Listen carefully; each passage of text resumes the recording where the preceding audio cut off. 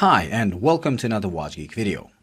Today I'll be doing a review of a Hamilton Khaki Automatic that I think is to field watches what Seiko SKX007 is to dive watches.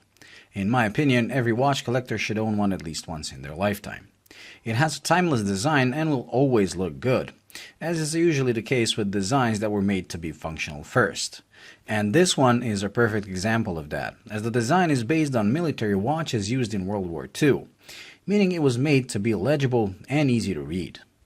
Now when it comes to the specs, khaki models were larger than their size might suggest, as they're usually very long. Now this is the 42mm version, meaning that the diameter is 42, however the lug-to-lug is almost 53, which is very long and makes me think a 38mm version with its lug-to-lug of 46 would look better on a smaller wrist like mine.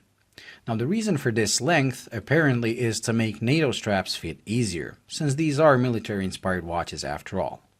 Now whether this is true or not, I don't know, but it does kind of make sense. The thickness is 10.5mm and is one of my favorite features of the watch, as I usually love slim watches. In fact, it makes the watch appear so slim that after being used to watches that are between 12 to 14mm thick, even when they're 37, like most Seiko 5s, this watch makes you feel like you're wearing a quartz watch. That's how slim it is. Now the watch comes on a very soft and supple leather strap with a nicely sized brushed buckle that has the Hamilton engraving. Now although the strap is very comfortable, I'm not really sure about its durability. As you can see, it got pretty deformed at the hole, even though the watch is not worn that much. Now if I was getting one, I would go for the bracelet version, as the bracelet is really well made and is a lasting solution. But even if you go for the leather, you really can't go wrong, because let's face it, you will be buying and trying many different straps on this watch, as it just begs to be worn on as many straps as you can afford. The case, just like everything else about this watch, is purely functional and simple, adding to the already mentioned timeless design. The lugs curve downwards and help in making the watch comfortable on the wrist. Now the one thing that works against comfort is the huge crown. It does make operating the watch easy, but to someone used to smaller crowns, or ones placed at 4 o'clock like me, this will feel uncomfortable. Now as you would expect from a field watch, it is completely brushed and the brushing is very fine, making for a lasting finish that will handle scratches well.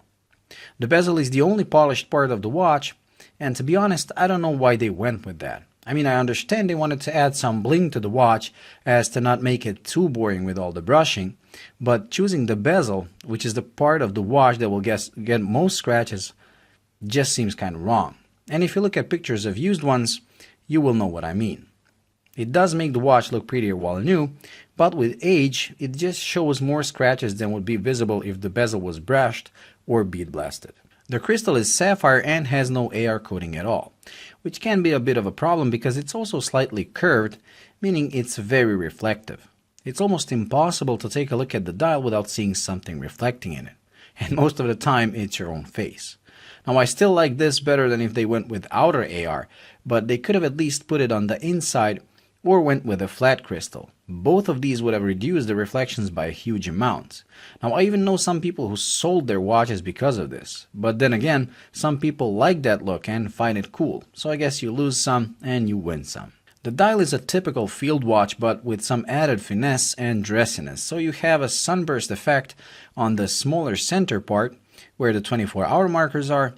Then you get this circular brushing on the hour markers part, followed again by a sunburst effect on the outer chaptering with seconds and minute markers. Now I'm really a sucker for legible watches, and this one really excels at that. Another thing you might have noticed me saying often in my videos is the length of hands relative to the markers, and how it annoys me when the hands don't reach their designated markers. On this watch, it's the complete opposite. In fact, this watch could be used as an example of how hands and markers should be placed relative to each other. The hour hand ends exactly at the inner part of the dial. The minute hand touches its markers, and the seconds hand is even longer, touching the seconds markers. All this gives the watch a very professional, almost an instrument-like look. I especially love the red seconds hand tip, as it adds just the right amount of color to the dial. The inscriptions are also very minimalistic and work well with the spirit of the watch. The date is at 3 o'clock and done in white, with a white line running around the window. Now to me, that is the one thing I would change about this dial, as it just kinda stabs you in the eye and ruins the symmetry. It also pushes the 15-hour marker to the inside, making it look out of place. I would prefer if they went with a black date and no line around the window, to blend in as much as possible, and I would also leave out the 15-hour marker altogether. That way, the date would give the illusion of being the missing hour marker, and in my opinion, the dial would look better. And now the lume. Now I'll be generous and say the lume is adequate. What I mean by that is that the hands are perfectly visible throughout the night, as with the fading of lume, your eyes get more sensitive so you can always read them. The hour markers, on the other hand, not so much. The lume on the markers is visibly weaker and fades away quite quickly once in the dark. But since this is not a diver's watch, I think it's okay. I also noticed the lume application on the hour markers is a bit sloppy, but that's only visible on macro levels, and it cannot be noticed with your bare eyes. An interesting thing is that the blue dialed version that WatchUp69 did a review of, and I will put a link right here, has no lume on the hour markers, as they're just painted, which is kind of odd. So if you decide to get one and want to have the lumed markers, make sure to check before buying. Now the watch features an exhibition caseback, and the movement powering the watch is the H10 caliber, which is Hamilton's version of the Powermatic 80 we first saw introduced in Tissot watches some 4 years ago, I believe. Now this movement is a modified ETA 2824, where the beat rate has been lowered from 28,800 beats per hour to 21,600, in order to increase the power reserve, which has gone up to 80 hours, thus the name Powermatic 80. Now some people were not so happy with that decision, as the smoother seconds hand was the reason they liked the ETA over equivalent Seiko calibers. I personally have nothing against it, and from what I read on the forums from owners of these calibers, the accuracy is very good, meaning the lower beat rate hasn't negatively influenced it. And you do get two positives out of it. The already mentioned increased power reserve, and the service interval for these should be longer than the equivalent 2824, as there's less wear.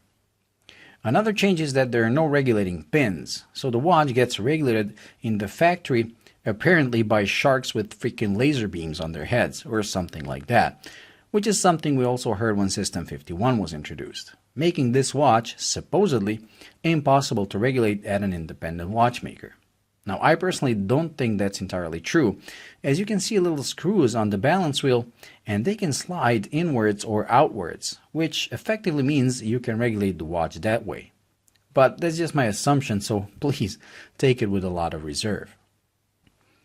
To conclude, the Hamilton Khaki has been the field watch for years, and you can see why.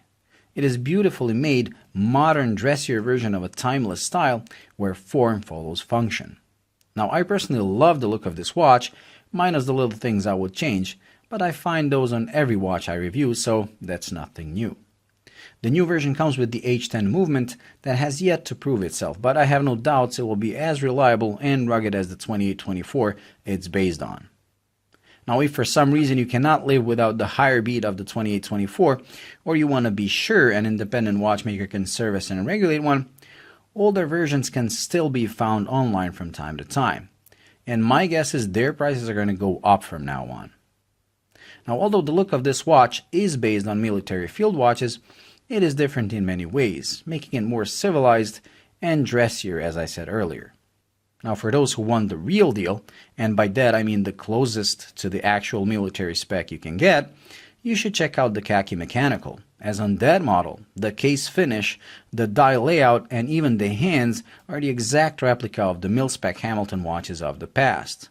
Plus it's even cheaper than this, and is a hand-winding watch, which is an instant cool factor. Well, this pretty much completes this week's review, so thank you for watching. I hope you enjoyed. If you did, please like and subscribe by pressing this button right here, and until the next video, bye.